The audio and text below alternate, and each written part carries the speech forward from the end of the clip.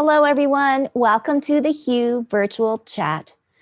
Well, we are one day away before we get a new, well, I shouldn't say we, but there will be a new president of the United States, Joe Biden. We still have to see if and when the President Trump will show his face, but apparently he's in hiding. But here in Winnipeg, it's cold. It's finally getting a little bit to look more like January weather. So we're like minus 19 or minus 20. But today we're going to talk about something that I just find unbelievable. To the best way to put it, it's called virtual harassment. So let's find out more about this. I'm going to open up the doors now. And I know that we're going to have a smaller chat today, but I think a little bit more in depth. And I hope that you might have some questions and comments too. So don't forget to send us your comments on the Facebook page as we're introducing all of our Facebook Live fans too as well. All right, so let's bring them in, Josh.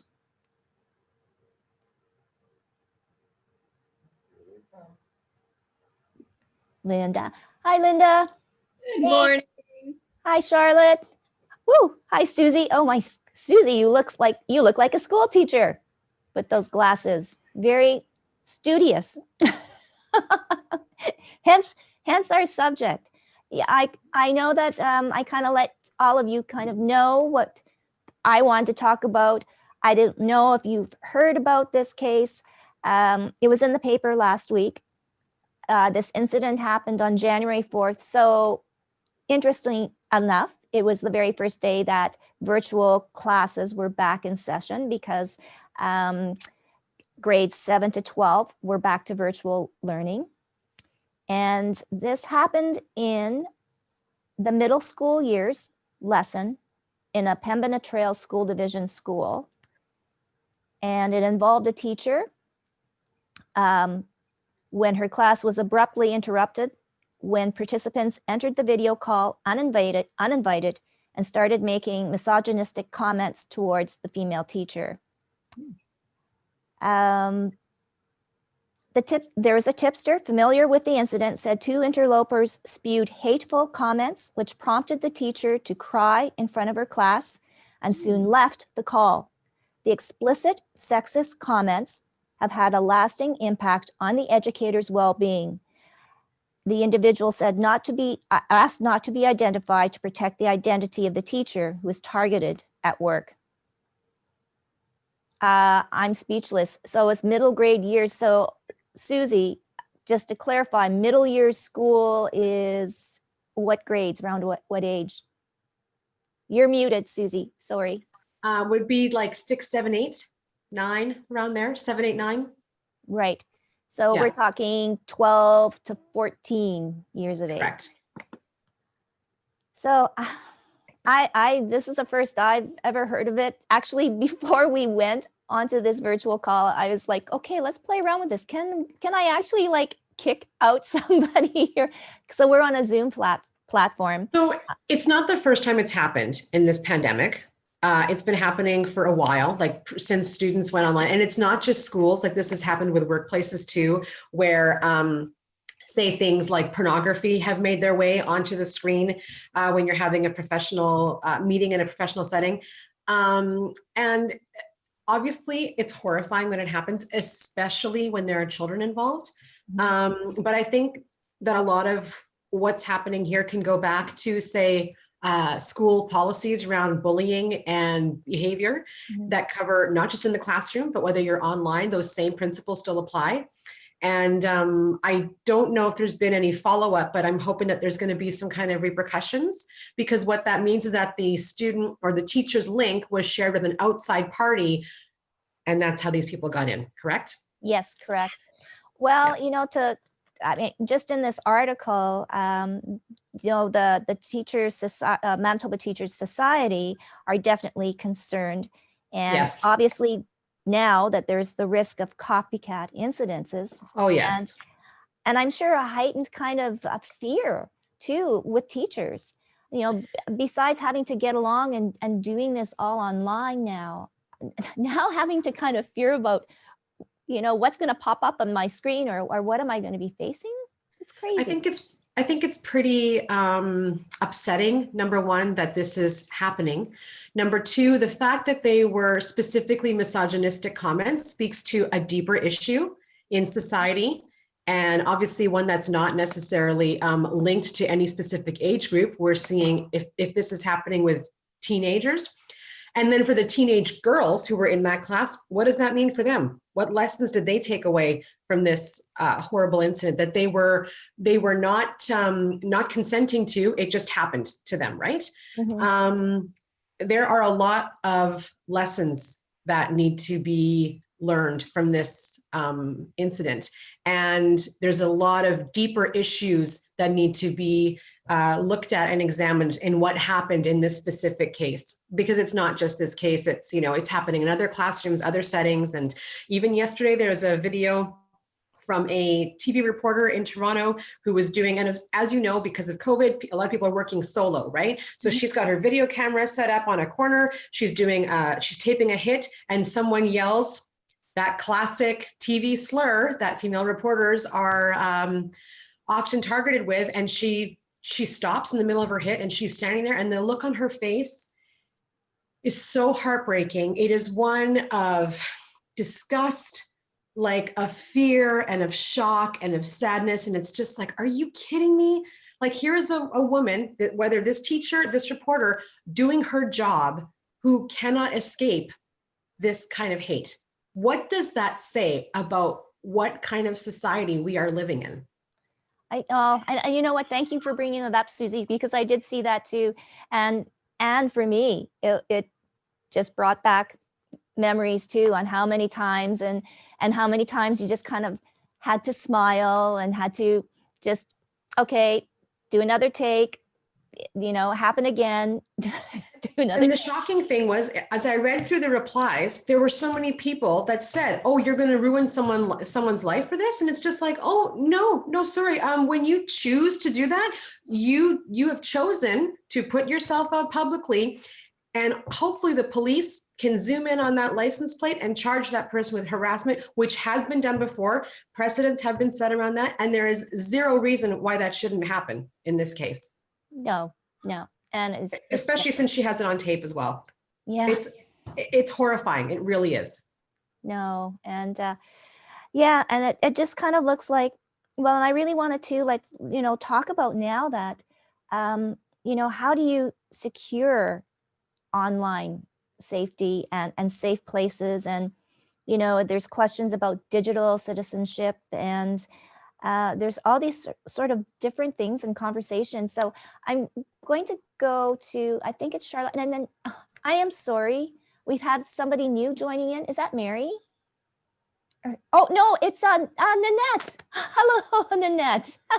Sorry, it's been so, you just got your hair up and everything. Thanks for joining today. Yeah, so we're gonna get you in the conversation too. But Charlotte, maybe just now, it does talk about the family and you know, I guess the type of conversations that parents are now going to have to talk to their children about appropriate school conduct. Or I don't know, like, have you ever heard of this before? And like, what kind of conversations can parents have now with their kids? You know, I think I'm like Susie, that nothing's surprising me now in this new era of, you know, spending so much time on Zoom, but also just in the amount of hate and yeah, it doesn't surprise me. Can I just comment once on the Zoom part of, because I was thinking that, like, you know, Robin and I spend a ton of time on Zoom. I mean, we're averaging, you know, about 6 hours a day, and we put as many safeguards in place that we can. And I know schools are doing that and workplaces are doing that too, but we're really mindful of who we let in into any of our Zoom meetings. Everybody always goes into the waiting room. We need to identify them before letting them in. Mm-hmm. We have the privilege of always having 2 facilitators in all of our training. And the second person, the co-facilitators, one of their main roles is watching body language and what's going on with how people are responding, and having that ability to control, you know, what's going on in the room too. So especially in our parent support groups, we're always very careful of who's coming in. everybody has let me know that they're coming. So it's really a safe place for families and for parents to feel safe and secure in what they're talking about, what they're sharing, and that there isn't anybody in there that doesn't have the best interest of being in the group. But back to the part about the family supporting children who've gone through something like this. It's just having that open dialogue and listening to when the kids are saying that, you know, something hard happened in the classroom, especially when it's on Zoom. And I know it's hard with parents, you're so busy, but if you have that moment to hear something like where your spidey senses is going off and saying, oh my goodness, that doesn't sound right, pause and just let the child finish explaining what's going on.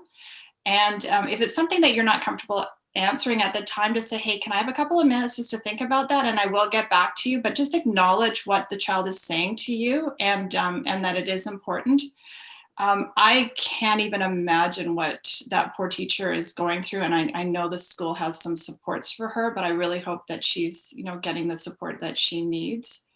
And I hope that you know, she will be able to continue going on back into teaching virtually, because the trauma around that, I mean, she's going to have huge fear every time she goes on and is trying to do her job.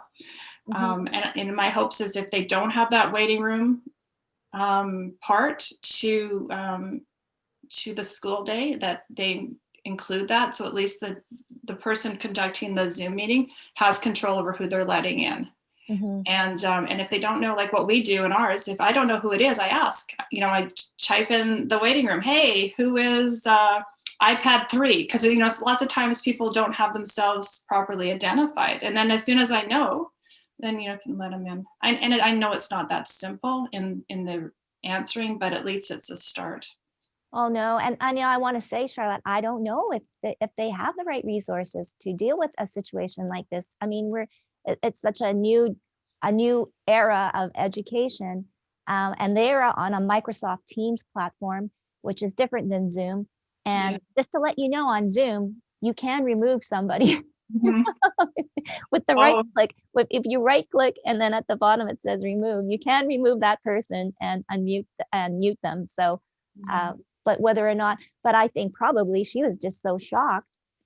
And yeah, it's just so surreal. And I think like, and these kids are young, like, but I guess not young in that sense to know all of that. And I mean, we don't know the whole backstory, but I mean, for something that terrible to happen, I just don't know. And especially with everything that we're living in, it's really hard. I would just want to say welcome, Nanette. It's been a while. You're probably on mute, Nanette. Hi. Can you hear me? Yes. Oh, welcome back. I know that. So, you know, I'm going to take a little break off of this heavy subject, but get back into it. Fill us in on what, you know, I guess your summer, and I guess, you know, what you've been doing, and how's the family and everybody doing?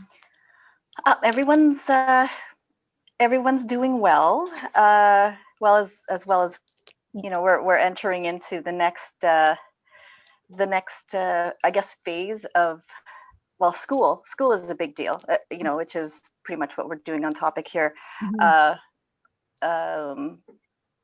My son has started his second semester, I think it is, of first year today, this week, and yes. Miranda's back into, you know, back at school in class, which makes me nervous, but Yeah. you know, this is the way things are, and we're just taking it in stride. The holiday season was, of course, very, very busy, and it was nice. I took on a nice seasonal position outside the home for a little while, which was great for my mental health. Really, it was nice to see other people, and I was very fortunate to be working in a place that took COVID protocols very seriously. So I felt safe, and it was a great experience. And oh, good. yeah, so now I'm back home, and I'm able to hop on and chat with some girls. with No, my girls again. So this a is normal great. conversation. No, and really, I think kudos to you for doing that and doing something for yourself, right? It just kind of recharges your batteries. I can imagine, and hopefully today, ladies, maybe by the weekend we can go get our nails done or a hair done. I'm hoping, fingers crossed. Susie's going, yeah, I think so. It would be nice. Yeah. Yeah. Yeah. Slowly back to normal would be nice. For Yeah. sure. Of course, safely, right? But I know. But anyways, I'm going to go now to my girl, Linda, who gives us all sorts of kind of information on how to, kind of just concentrate on what's going right. And, but I know we're going to get back now into this whole kind of, I almost think, abuse of the virtual internet or some sort of, I don't know what to call it. But I guess your thoughts and comments, Linda, maybe a perspective too on the whole kind of protocol and how to be secure online. I would have to say I have no answers for that, simply because this isn't new. This is what we are socialized in our world as women. We aren't safe from misogyny anywhere. We are taught from that, we're talking about this as a middle school years, but we teach our girls even younger, rightly so, they can't walk alone. They can't go out at night. They can't go into elevators alone. They can't go into their cars without checking them. We have a list of things that we have to do as women and young women to protect ourselves from male violence, male hate, misogyny.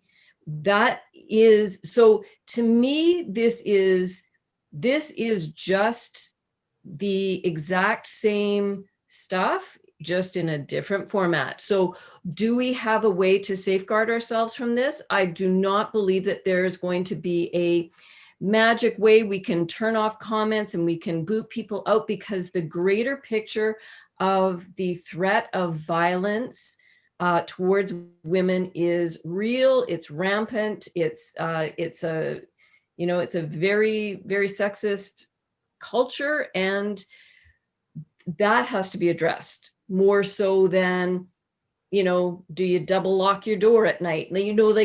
It has to be looked at the bigger picture.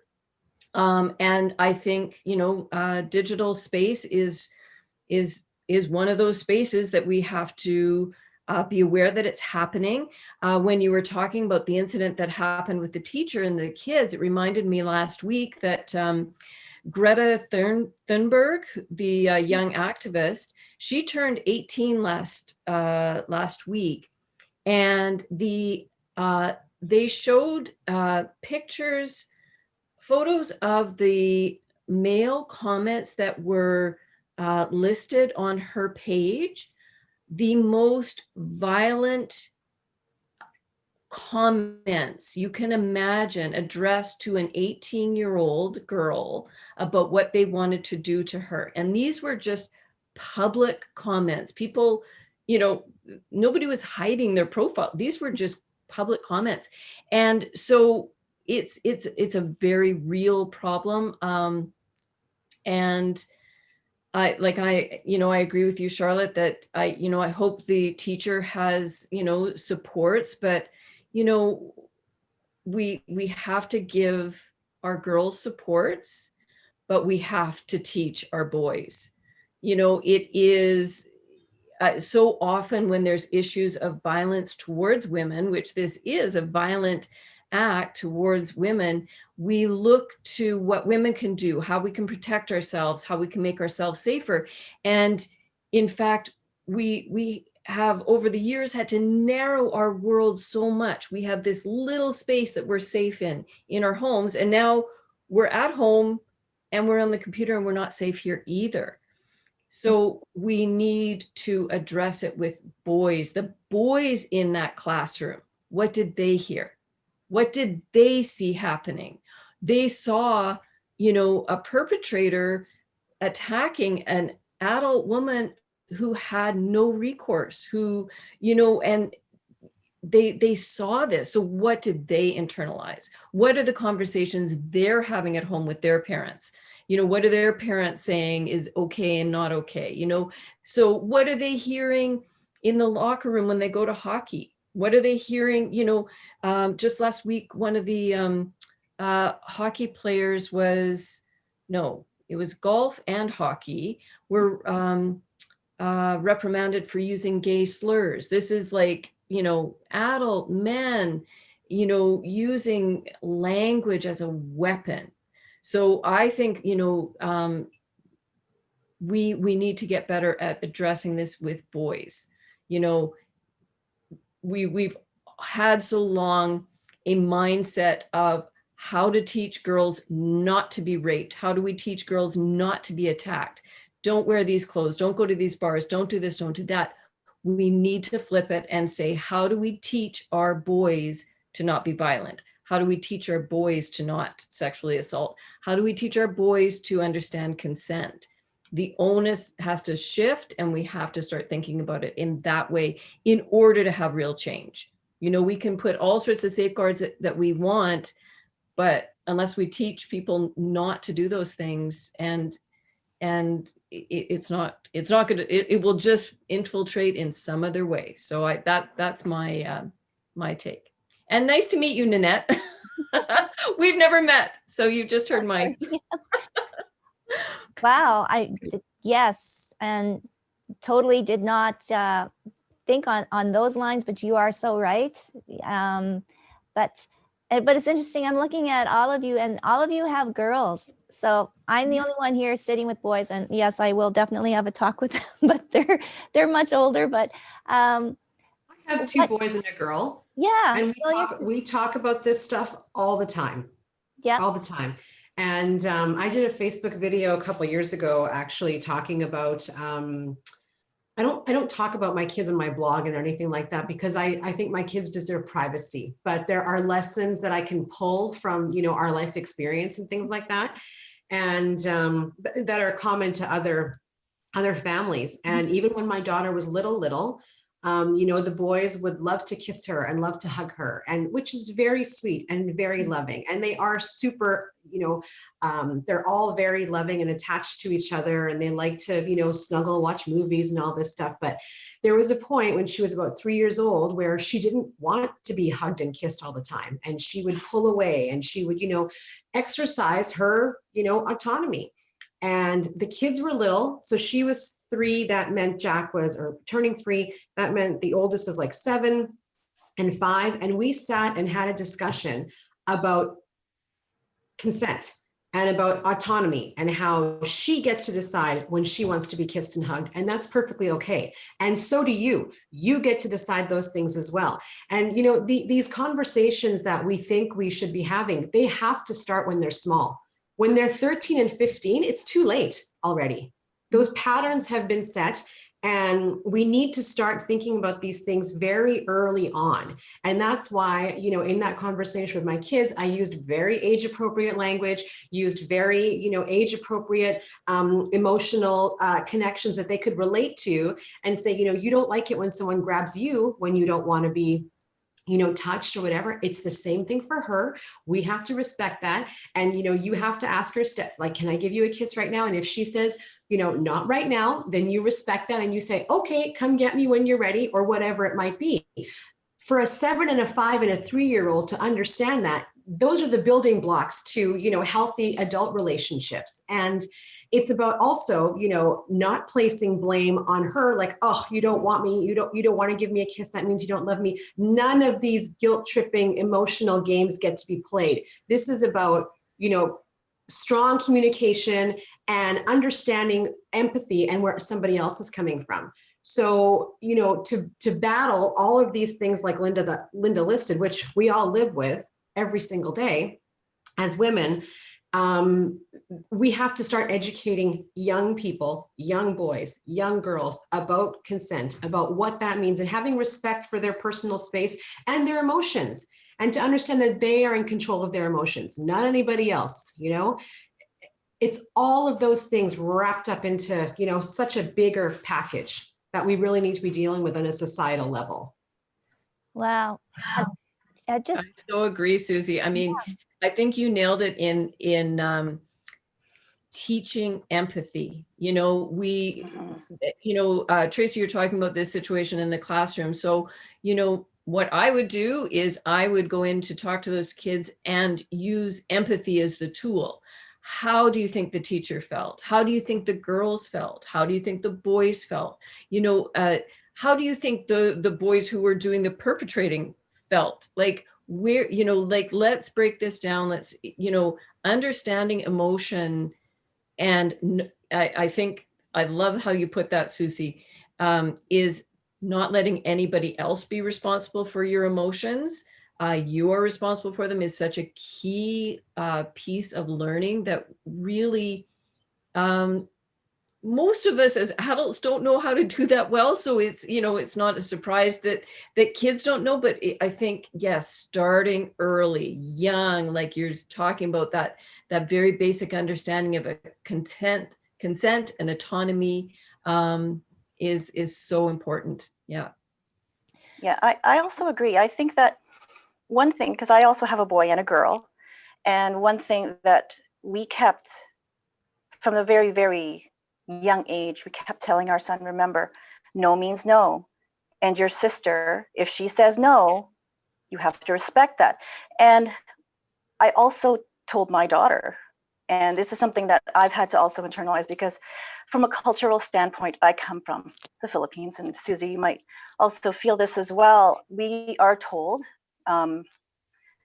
to just smile and take it, because we have to be sweet, and we have to be, you know, we have to just create a pleasant environment for everyone. And sometimes, like, I was raised to swallow my feelings many times. And I think that it's our job to empower our girls to say no, nope, I'm not going to take this, and to take a stand and be able to say no, and that those are my feelings, you have to respect my feelings, and that's where it is. And coming from, like, you know, that I have graduated with an engineering degree, growing up, going to school in the faculty of engineering, we went through a lot of that. That came up a lot, especially 30 years ago when I was in school there. And there were a lot of things that just would not fly now, that we put up with back then. And that we were just told to, well, you know, this is the way things are here in engineering. Happy to say that things have changed greatly. A lot of it has to do with the fact that we are, you know, being listened to. Empathy definitely is a big thing.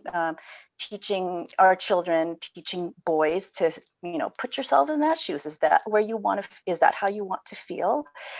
No. Well, guess what? You're making that other person feel that way. So definitely, yes, education, making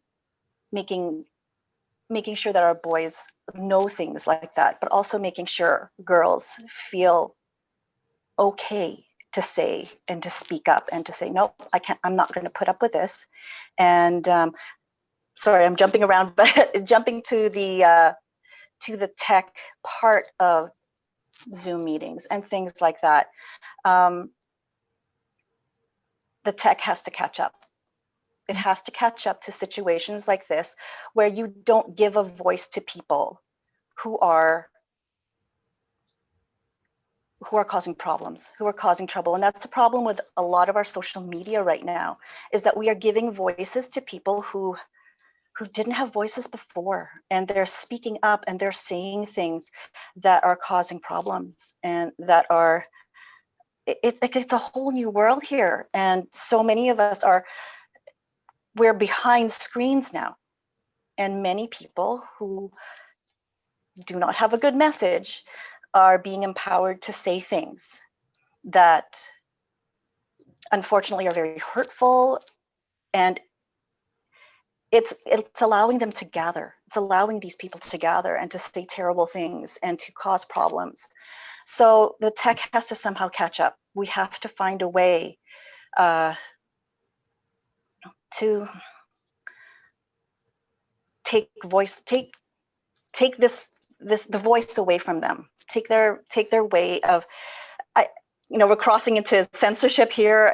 There's always that balance. That's something that, but in order to protect many people, in like the cases of the Zoom call right there, or whatever school platform they're using, there needs to be a way to take away people who are just causing trouble. There has to be a way to catch up to that. Right, like take away certain people's Twitter accounts, right? Yes, exactly. And I mean that terms of service exist for a reason. Yeah, that was a very, exactly what you were saying, Nanette. Like that voice needed to be silenced. Never mind free speech. Never, if free speech is not allowed, if it is, causing harm to other people, or if it's hate speech, or if it's, that kind of insurrection with Trump. So, I think you're right. Tech is scrambling to catch up there, especially in the case of, down in the US right now. What does everyone else think about the Twitter account being taken away from Trump? I was all in favor of it. Yep, that was just like a toy taken away from a kid that just should not have been there in the first place. Charlotte, I guess, and throwing it out to the ladies. So where do we go from here? And I say we because we do have change starts, and we talked about this. Change starts at the bottom, at the grassroots. Moving forward, the messaging or whatever we do, it's like putting if I was that parent of that student that is the perpetrator, where do you begin with something? I don't know. I would be kind of, first of all, I would be shocked, but and we don't want to make assumptions because right, we've talked to you about family and parents, and Susie, right, we're just the product of our our upbringing, or something like this, though, I think goes far and beyond. So I know I was just asking you, Charlotte, with all of your yeah, it's funny, I kept going on mute, off mute. I guess first off, I'd like to address the fact that I know I assume this was a boy incident with the school, but I also want to address the fact that there's some bullying girls out there too. So I just don't want to lump all the boys together in this, because I've seen some pretty awful things happen on social media as girls attacking girls. So there's equally that going on as well.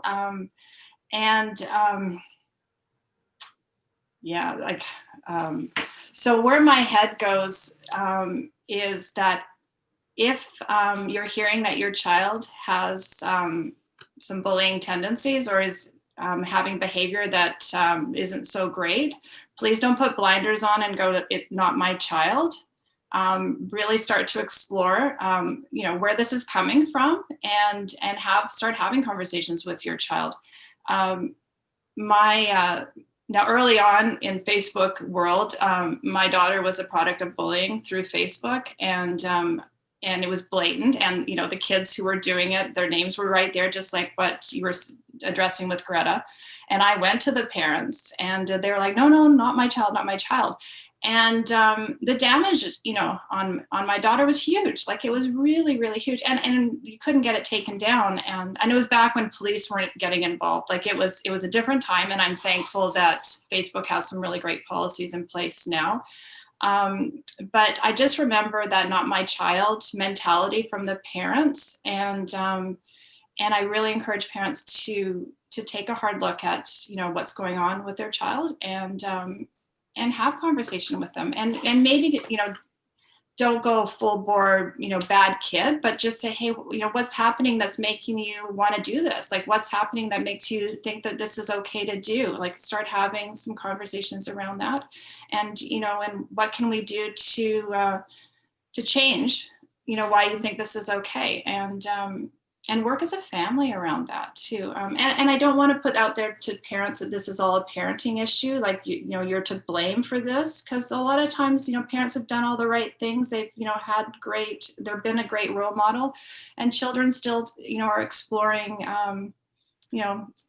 playing with where their boundaries are at, and thinking that these are okay. Other friends are doing it, so why can't I? And that's a great point, Charlotte. I think that, especially that age range, right, that Tracy mentioned of middle school, they do not understand the repercussions of their actions. They don't understand that something's going to happen 15 minutes after that, and that a news story is going to be written about it. Like, they have no processing skills for all of that, right? So there's a whole piece of that to manage. And then as well, even you can think back years ago, like with Facebook, there are so many social media platforms that your kids could be on now that you may have no idea about as a parent. And so how do you monitor all of that, right? And if they are being bullied now online, you probably might not even know, because you have no chance of seeing it, because you're probably not connected to their Snapchat account. You're not connected to definitely not their group chat where everyone else is, okay? Whether it's their fake Instagram or whatever it is that they're working, you're not there. So now they're living with that fear and that torture that's happening to them, and they can't tell anybody. So depending on what the parameters were around this, there's a lot of exploring and a lot of learning that these children and their parents could be doing from this incident, for sure. So Susie, are you suggesting then maybe that as parents is just to keep that open line of communication correct? But if you said that we will never know about all of the platforms, how do you broach that? How do you find out? So a lot of that comes back to, again, keeping those lines of communication open, right? So let's say in a fantasy scenario, let's say somebody was being bullied online, and they said, if you don't send this invitation to so-and-so and invite them into this class, we're going to put a picture up of you. And it's going to be embarrassing, and it's going to, out you in some kind of way that you don't want to do. Perhaps this was a dare gone wrong. It was bullying gone wrong. Who knows what the parameters are around that? That's when the parenting piece can come back, and you say to your kids, if there's something happening that you're afraid of, we can talk about it. If you can't talk about it, you can write me a note about it, and we can deal with it. There are always ways to fix things, I always tell my kids, right? Because that's the trap of bullying and of shame associated around being bullied, and shame around abuse, whatever that abuse can be, is that there's no way out, right? There's always a way out, and that way out is the truth, right? Mm-hmm. Parents and educators and caregivers and guardians can help you find that way out by being truthful and saying, I don't know what to do. I'm stuck. I'm feeling trapped. Somebody's threatening me. And when you're that age, you don't know that there's help available. You might not know all the resources out there. So having that open line of communication is so important. And if it's the school counselor as well, and they're afraid of repercussions perhaps, but we need to be giving our kids opportunities to tell the truth and to come to us with their problems, and to be able to say, I'm not going to shame you. I'm not going to punish you. You're not a bad person. I just want to help you. Right. Oh, so lots to think about. And another thing that was in the article was trying to create safe places. So what is a safe place anymore? What does that mean? And I have to be honest, I that's my biggest, my mission is to create a safe place for people to share their stories, but I don't know. Linda?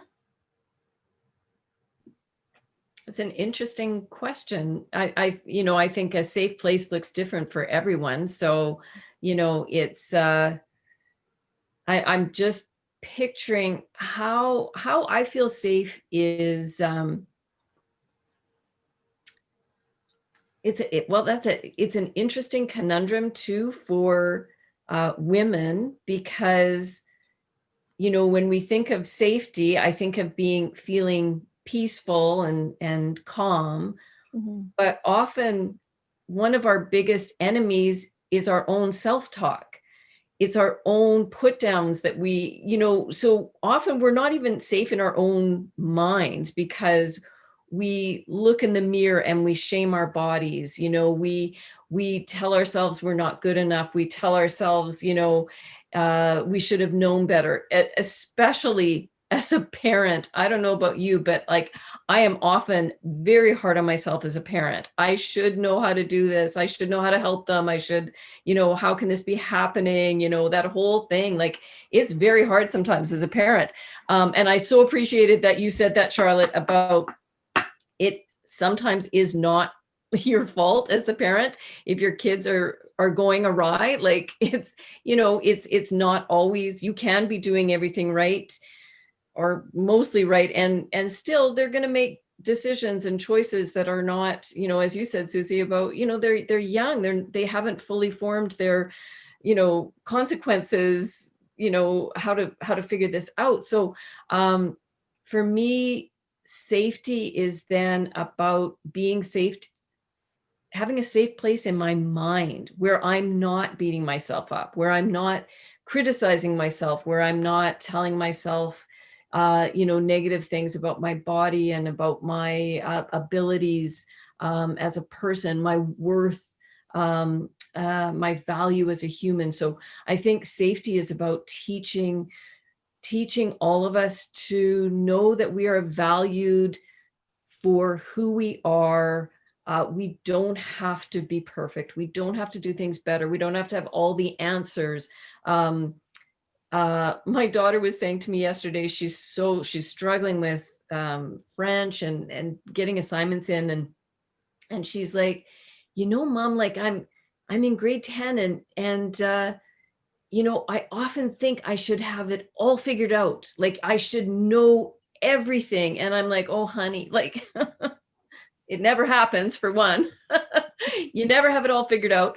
But, yeah, you're in grade 10, she's like, it feels like it's the end of the world if you get, a terrible mark. And I'm like, yeah, I know but it's really not, you have value for who you are right now. If you're struggling with French, that's okay. That's just, we're all human. We're all just trying to get by. So, safety to me is, that personal sense that I'm okay just the way I am right now, right in this moment. Wow. And that's something that we can all take to heart too, Linda. Yeah. Go ahead, Susie. I was going to say, to build on what Linda says, I think it's important to understand too that some families might not be safe, and so that means it's incumbent upon society to provide safe places for children who are not safe at home. And whether that's the teacher, whether that's the counselor, whether that's any kind of adult in a leadership or authoritarian role, to model that behavior and say, if there's something you're going through, you need help with something, I can help. I can put you in touch with the resources, or, I can help you not be scared. Like that's the important thing, because these kids, if they are experiencing distress or bullying or shame or whatever, they are scared. And we don't want children to be living in fear. And if there are opportunities for us as adults to help a child through that, and to be a resource for some other bigger opportunity for help and guidance, I think that's a really important thing to put forward as well. Yes, and just a great point, Susie. I was just going to say, sometimes the home maybe isn't the safest place for these kids to be, and I think, and clearly by the article, obviously there are going to be some investigations, but also informing teachers too and educators on the whole broad consent, and changing that, and consent education, as I put it. I think that will start to happen, and perhaps now making the classroom being the safe place for these students. I was going to ask Nanette, you said your daughter went back to school, and you know what, I'm sure too, there's just sort of that mental health aspect, right? For her to go back and be with and see her friends. Well, she's been very fortunate. She's been able to have the group chats in the evenings with her friends. She's in grade 11, so Linda, I understand completely how you feel about. My daughter is also a high achiever, and it's nice that she has that outlet that she is able to chat with them online, and they were able to do that into the night. It was really, really nice. I think though, going to school, first of all, she's not in the same classes as her core group of friends. So that's a bit of a, going to school for her is more connecting with her teacher, which, of course, when you're in a situation like this on screen, you don't really get that kind of connection. And when you want to have your questions answered, you kind of need that. But yeah, she has a really, really good, strong group of friends that she can connect with and bounce ideas off of. And really, though, I have to be honest, the whole going to school is more she is very nervous about that. That is something that she has very strong feelings about. I don't want to be exposed when I have a family member who is high risk. And so that's something that's in our situation, that is the big issue. But yeah, it's I don't know. She has some friends who are better going to school, who do better having that, seeing your friends face to face. And of course, when she sees her friends, it's like, it's always really great. Yeah. But when you get into the higher grades, when you get into like grade 11, grade 12, it's priorities start to shift. And for her, it's like, I have to protect my family, and going to school makes me nervous. And so we are very lucky that we do have tech, that we're able to conduct our classes like this and social distance properly. But yeah, of course there is a certain degree of nice to connect, but she can do that at home. But my daughter's an introvert. So well, yes, this has been kind of been okay. And I was just looking back or thinking back to the conversation. I think we had it last week, and I think Susie, you put it really well. Charlotte, I think, was in on that, and Linda too, on how and we're going to be facing it. Restrictions, I'm hoping, will lessen, so the doors are slowly opening. But Susie had mentioned that you'd be on the other side of it, still, and I forget how you put it, because it was really well said. It wasn't like, yeah, okay, I'm happy. You're going to be the one that's sort of going, okay, all right, but always a second thought. Definitely wearing masks, but it'll be kind of a new wave, right? I think, as we said, of thinking. And you're very right. And listening to Nanette, with your daughter, I'm sure there's just going to be a new way of thinking what freedom is, what restrictions, what's going to heighten your insecurity, or what's going to heighten your, okay, I feel comfortable. Levels of comfortable will be different. Strangers, that whole thing, different. Even friends, how we view our friends, that that we used to, no problem, we'll come over, now might be like, okay. But it's so strange. And then, what we were talking about today, and realistically, Linda and Susie, yes, you hit it on the nail. This has been happening all the time, or it's been ongoing. It's just a new way to view it. It's on a new platform. I guess what really gets me is that these are, I consider, young kids. And I'm just wondering, where is this coming from? And what worries me is, where is this hatred coming from? That's my real fear. I appreciated what you're saying, and it makes me think about what everyone's been talking about, especially the pandemic, and making sure that kids are safe. And as we pointed out, there's many homes that are not safe. And right now they're seeing an increase in domestic violence across the board, across the world with, the closures. There is this increase in violence, and domestic violence is, I can't remember what the statistic is, but like 95% towards women. So, kids are exposed to this.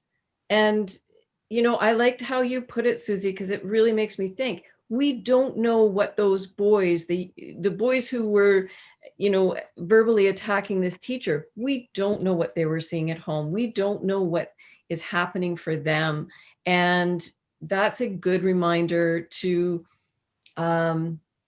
keep that compassion in my heart for what they were going through as well, and to try and get them resources that they need to get help, and to really help everyone move forward with greater supports and with greater understanding of, we see on a global scale right now, in the US, the effects of having a bully and, a violent bully who's misogynistic in charge, and look at the chaos that is ensuing right now and the division that happened in that country. And, people are talking about the need for healing, but I believe somebody put it last week, is that first there has to be accountability and justice, and then there's healing. So I think there's that, we have to have, we have to hold people accountable for their actions. Mm-hmm. And have justice, like you said, about, being able to trace the person's car who drove by and hurled an insult at the reporter. There has to be accountability and justice, and then there can be healing. So that would be, I think that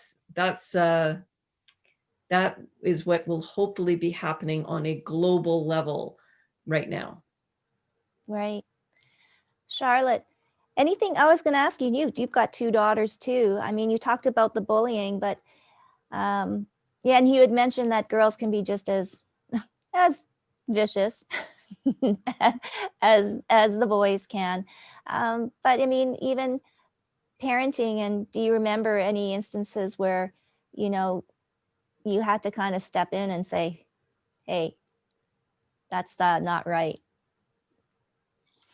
Oh gosh, yeah, many times. And Kirsten tonight is running her workshop on, and I have to just do a little plug because it's kind of a bring into this topic. It's called the advocacy role of a family member. And in her workshop that I co-facilitate with her, she really starts to look at the role of advocate as well as enabler. And so, we talk a lot about empowering your child or empowering your family member to take ownership of their own mental health. And, and our role as a family member is not to fix and solve, but to support them to figure out what works for them. Having said that, I was, trying to fix and solve, my daughter lots back then, and many times it did backfire on me, but other times I did have to step in and say, hey, wait, this isn't right. So any parent, if anybody's listening, come join us tonight, because it is a great course. And another quick plug, because Linda, you were talking about shoulding on yourself. Robin has a great course called Getting Rid of the Shoulds. Highly recommended for anybody to take. But the other thing I just wanted to end on too is that definition of safe. And, all of us here, we all have a pretty privileged view of what safe is for us. And just being mindful of, what safe is to everybody else might not be what it is to us. We had a conversation yesterday in one of the trainings that I was facilitating exactly on that. And a peer worker was saying to a person, are you safe? And her biases were coming out because she didn't believe she was safe. But at that moment, the peer was safe in her definition of what safe was. So it's just being mindful of that as well, and keeping our biases in check. because sometimes we may be overexerting ourselves into something that, may not be the case. But having said that, what Linda said about domestic violence and on the rampant, it is quite prevalent. We're seeing kids as young as 4 having high anxiety, and it is a result of domestic abuse in the family and what they're seeing. So it's something that we need to take seriously. Maybe we should have Mary back on with Eva Manitoba because she hasn't been on for quite a while now, just to see what's going on. Well, and yeah. So I Yeah. just wanted to interrupt. Yeah, I wanted to have Mary on, but she was in meetings, but she was quoted in this article too. So they do a lot for the sexual harassment on campuses, online. Yeah. They've got that whole kind of online kind of help. But definitely, I'll love to have Mary back on.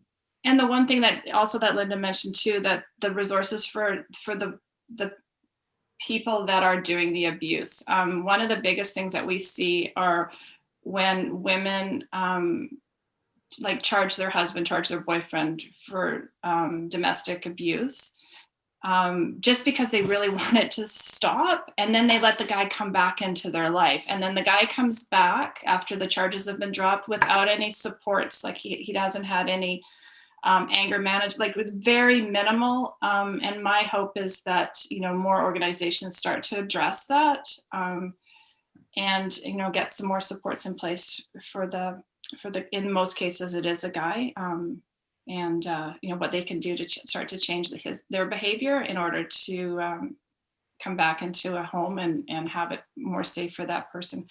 And it's hard, like Kirsten and I see it time after time, the wife or the partner taking him back in, and then the abuse starts back up again, and then the damage to the children increases. And anyway, that's another story too. Well, no, it's incredible. Well, you know what? I really hope that the schools and the Manitoba Teachers Society give a hard look at this, because I mean, who knows how long online schooling will go. I mean, it's going to be here for a while. It might be a choice too, moving forward. And this can't happen. And there needs to be resources on both ends for the students, for the teachers, for the families, because my goodness, I mean, when we all went to school, yeah, it was a safe place, mostly, and we want that to be for all parents, to send their children for 6 hours of the day. But Susie, you look like yes. So believe it or not, I believe that this all goes back to why sex education needs to be in schools, because sex education starts with talk about consent and starts with talks about the inherent value of people and the choices that we make. And we live in a predator culture, because a predator culture does not want you to be informed about sex education and about consent and about autonomy and all of these things. And having these conversations in age-appropriate ways, starting from very little, is very important. Wow. I second that. Yes. I 100% agree. My mom was the first sex education educator in the province. She was like Dr. Ruth. she taught people at university how to teach sex education. She was a huge advocate for it. Like she was so passionate about it, especially for LGBTQ plus issues, safety, all those things, autonomy. She was, so yes, go mom. Yes. Oh, amazing. Well, you know what? This has been such a great conversation. And I want to say next week, we will have Rochelle Squires, who just has a new portfolio of families. So we can actually maybe bring up some of these topics too. She's always, open, but definitely families. It's a huge, huge, I'm not going to say issue. It's something that makes our city, it makes our community. And we've really got to do a lot of, I guess, hard work to uphold the family unit and make it, you know, safe, great, happy, and wonderful for our future generations too as well. So thank you, ladies, as always. It's been an incredible conversation. Have a wonderful Tuesday. Stay warm. It was so great to see you again, Annette. We'll see you next week. And yeah, so we'll have Rochelle Squires on next week. So have a great week, ladies. Thanks, everyone. Bye, ladies. Bye-bye. Bye, everyone.